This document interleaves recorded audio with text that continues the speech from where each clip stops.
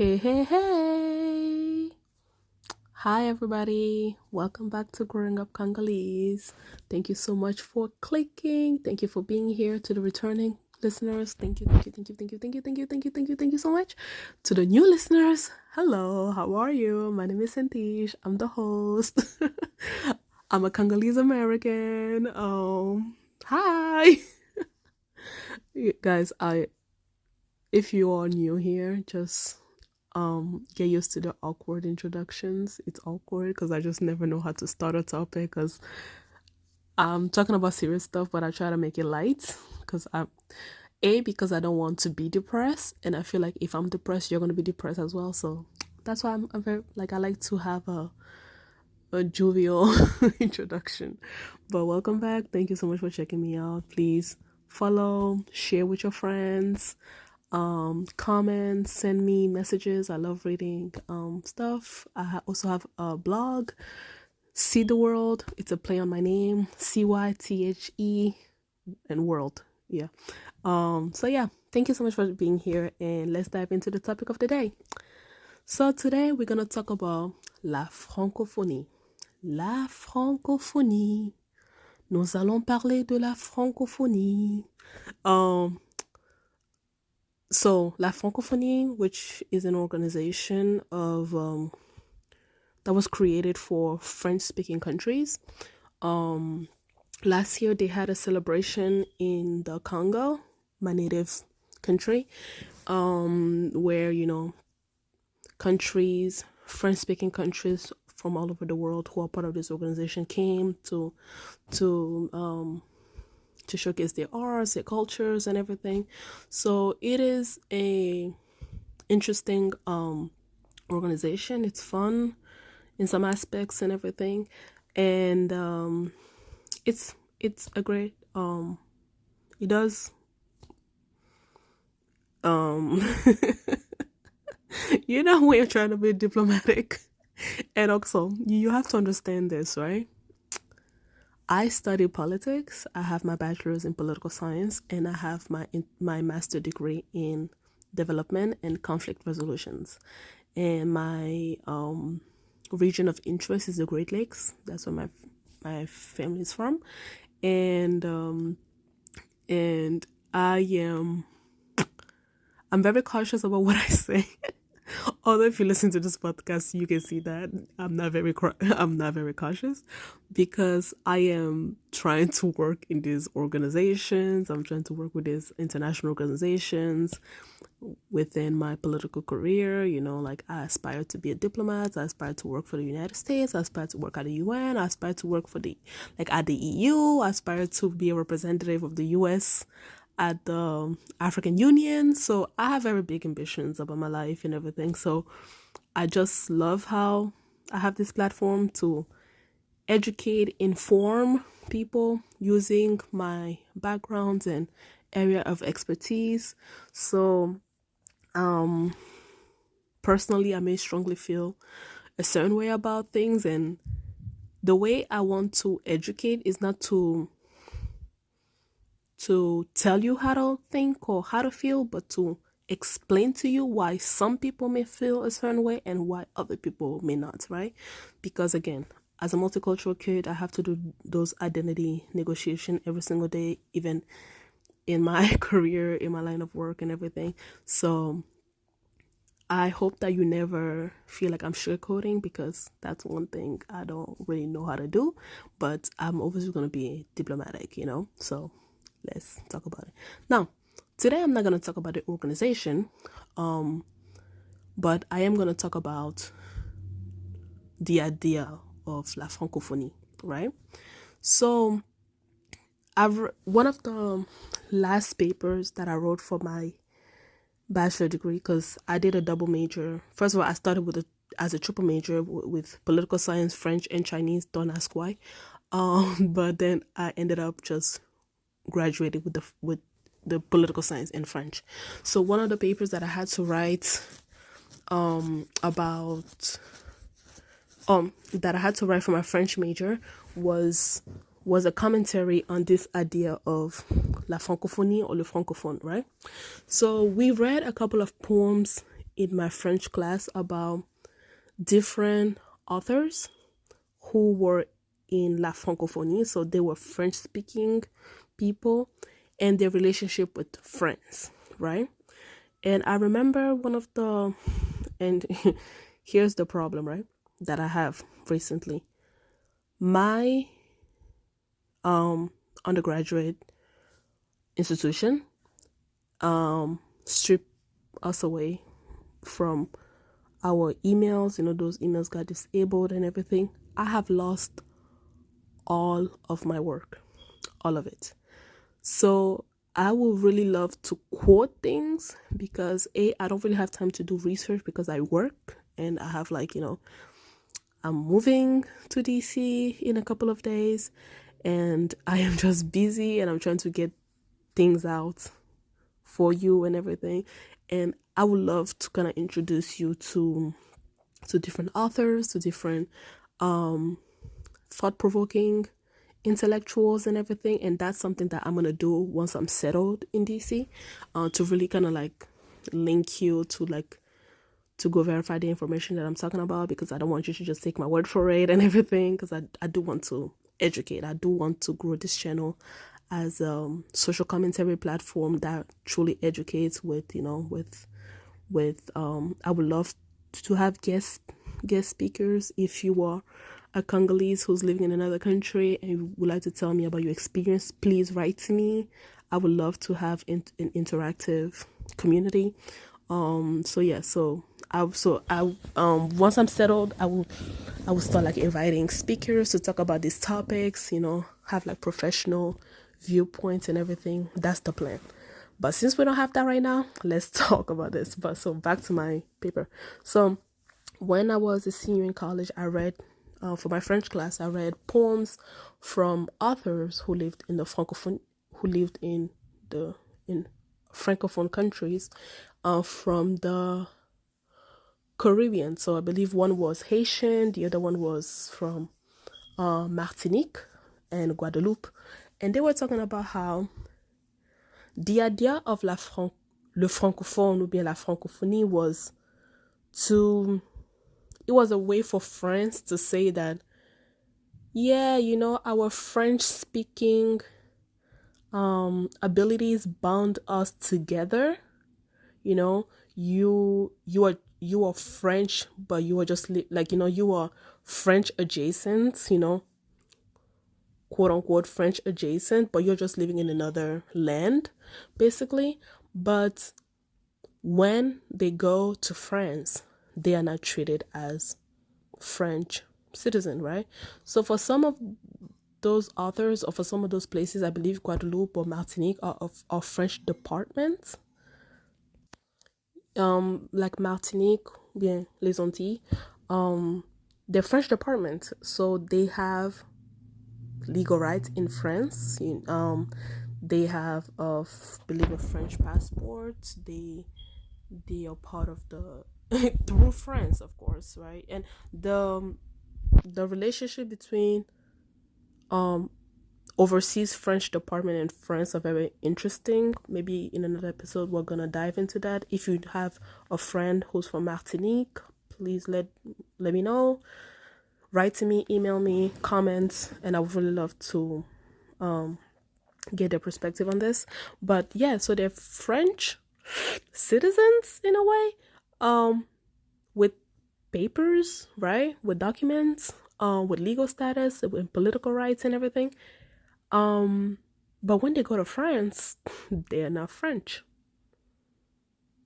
And I believe this author was talking about how when they go to award shows in France, there's a categories for French people, white French people, and there's a category for la francophonie. And he was discussing how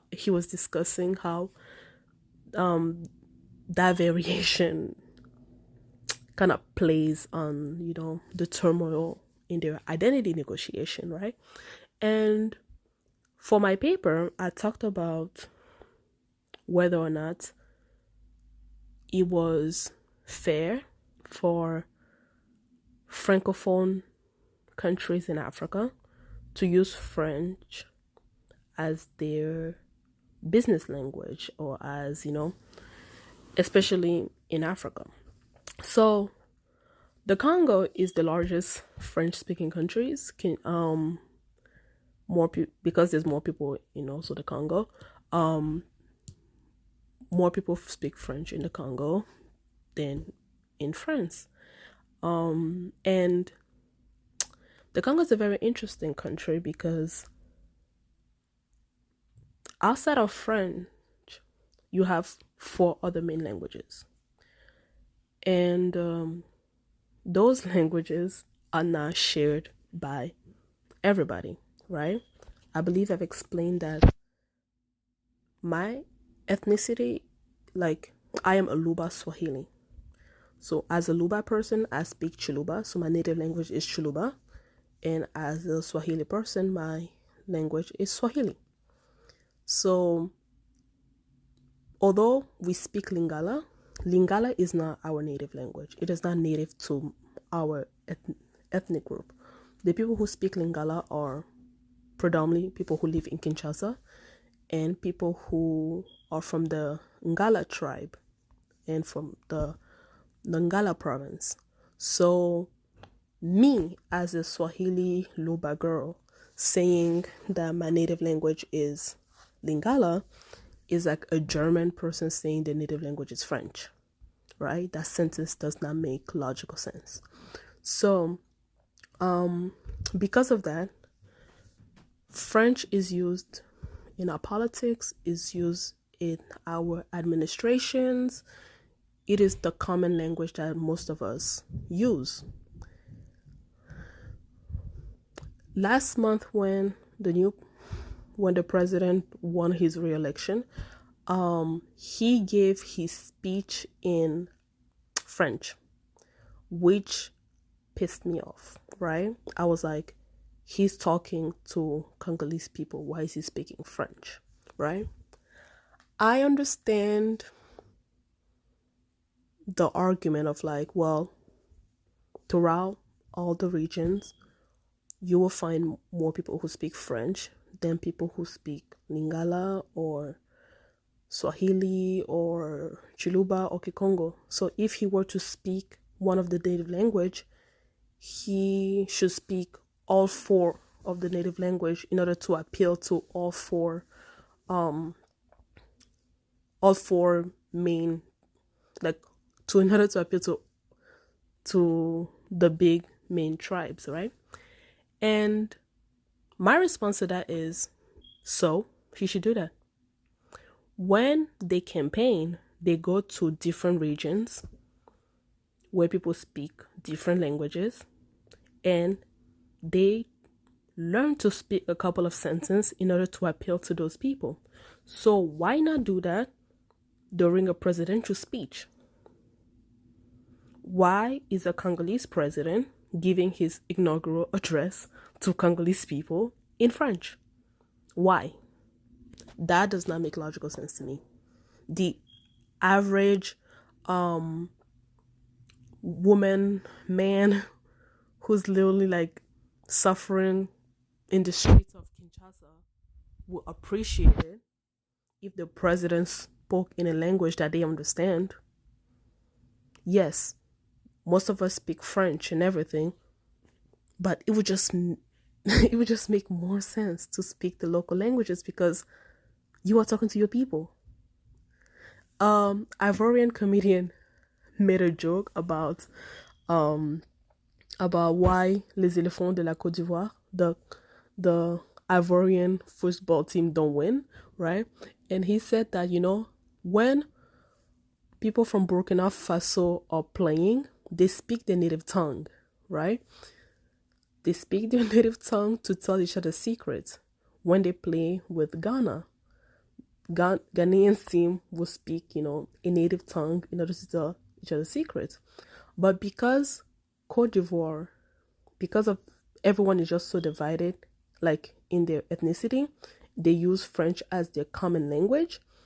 When they speak French, the other teams can understand what they're saying. You're literally telling your secrets to the enemy if you speak French. So that's why they usually lose, because they don't have a language to unite them, right? For most part, it's true about the Congo, right? We don't really have a language. Like, you can say Lingala, but if you go to the Swahili region, they don't speak Lingala, they speak Swahili, So I thought about, this problematic, and I'm like, what is the right solution? So in my paper, I looked at Ivorian art versus Congolese art. If you listen to my episode on Congolese music, you will know that our music, our art is predominantly in Lingala. They are predominantly in Lingala.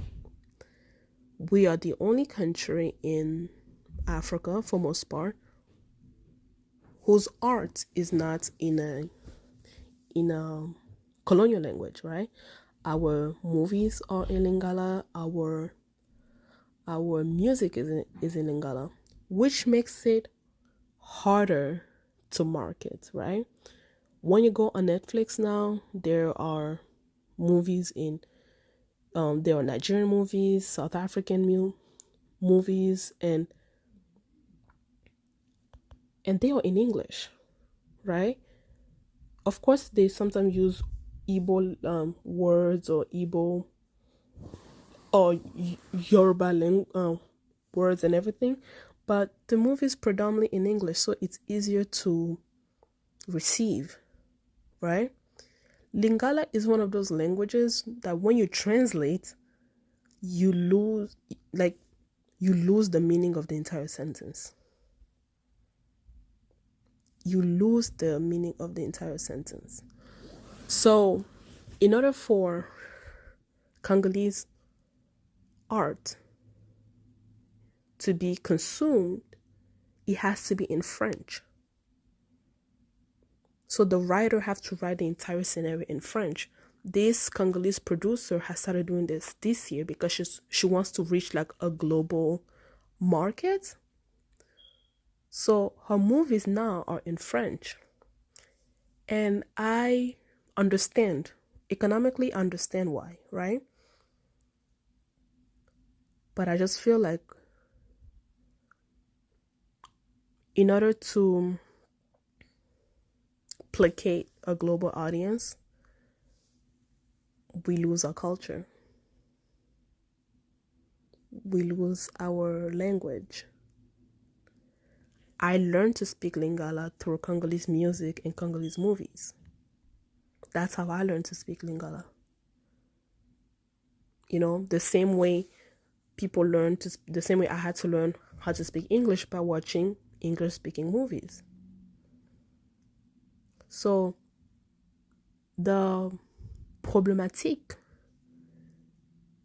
of being part of La Francophonie, or being, and I'm not talking about the organization, I'm just talking about of being, a Francophone or using French, especially for us, is not just the fact that we feel like in order to be accepted in the world, we have to abide by Western standards,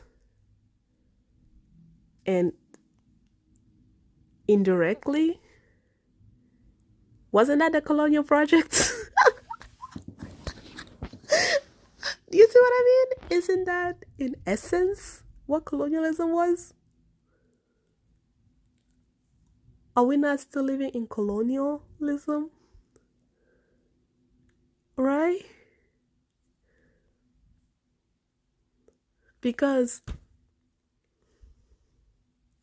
and using the Martinique problematique with what the authors were talking about, is like, we speak French.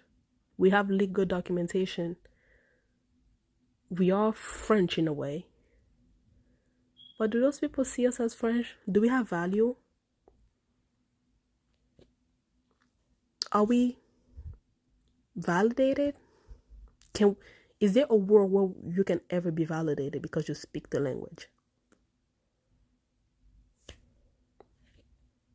Is it possible? Because you have to lose your culture.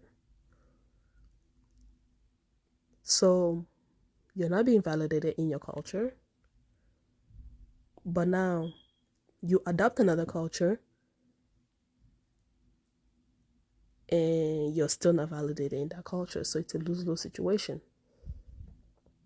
And that's the thing with Fally Ipupa, one of the biggest Congolese musicians. This man ended 2023 on a bang. He played in the biggest arenas in Europe, and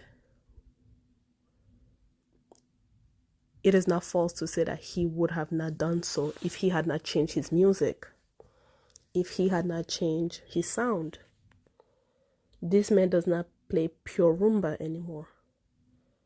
You know, his music has taken like a Western makeover. Not only does he has French and everything, but he just doesn't his music doesn't sound Congolese anymore. But it did give him global success.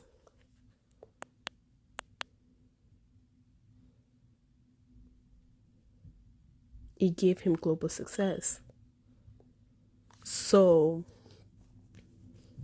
we are being asked, in order to succeed, you need to be like us.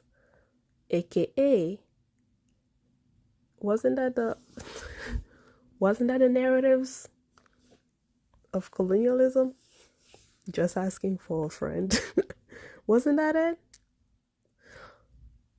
So is La Francophonie helping us or hurting us? And again, I'm not talking about the organization, I'm talking about the idea of La Francophonie, right? The idea of like, you know, a united group with common shared language. Is it helping us or is it hurting us? As Africans or as Black people, is it helping us or is it hurting us? Or we don't have a choice, right? Because that's what it feels like. It feels like we don't have a choice. We do not have a choice at all. I grew up with Ivorian series, movies, and all of that. One of the best African series that was ever made. It's called Ma Famille. You should check it out. It's funny. It's good. It's one of the reasons why Abidjan is called the capital of theater, the African capital of theater, right? Really, really good. Ma Famille would not have the success that it has if it wasn't in French. It would not. There are great Congolese movies that are like based on real life that should be Oscar nominated. There are great Congolese actors who deserves millions upon millions of dollars for the perfect roles they play. But nobody knows about them because it's in Lingala, so it's shown in Congo and on YouTube.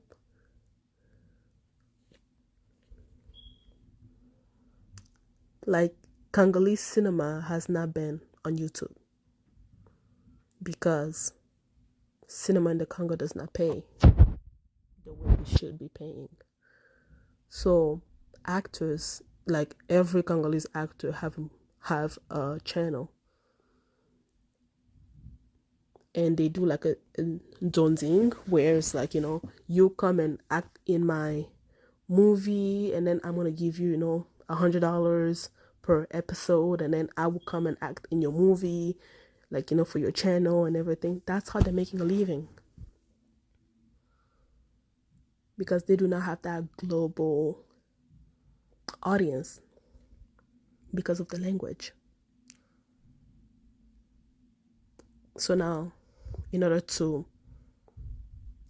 rebrand, they're having to do movies in French, which is, again, I understand that, right? Because they need to be paid, they need to make a living, because, you know, is an art that has to pay, right? But as a nostalgic Congolese girl who used these movies and music to learn about my culture, to learn about my traditions and everything, I'm losing, right? And not just me losing, but Congolese art is losing. Congolese cinema is losing.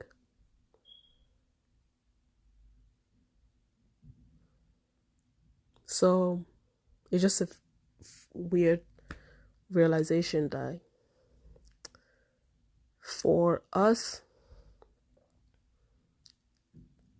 colonization has not really ended. It just took a different form. Because the narrative still exists and we have to abide by those rules in order to succeed. So when people say, oh yeah, well, it's a long time ago. No, it's not. My mother's eldest brother just turned 70 and the Congo is 65 years old. So that means that my uncle was alive during colonization. So the other day, like I was talking to my mom about something and they was talking about like this stadium and everything, and my mom was like, oh yeah, your grandpa and his friends built that stadium. And I was like, wait, what? Where does that say? And then she's like, yeah, because, and I'm like, oh wow. Damn, so my grandpa was one of the so my grandpa did, damn, my grandpa saw colonization. My grandpa saw colonization. My grandpa was called a macaque. Interesting, right? So it's not that long ago. And this is a perfect example that shows you how Africans and Caribbeans, Black nations, are still operating under the guise of colonization. The white man may have physically left, but his institution have stayed.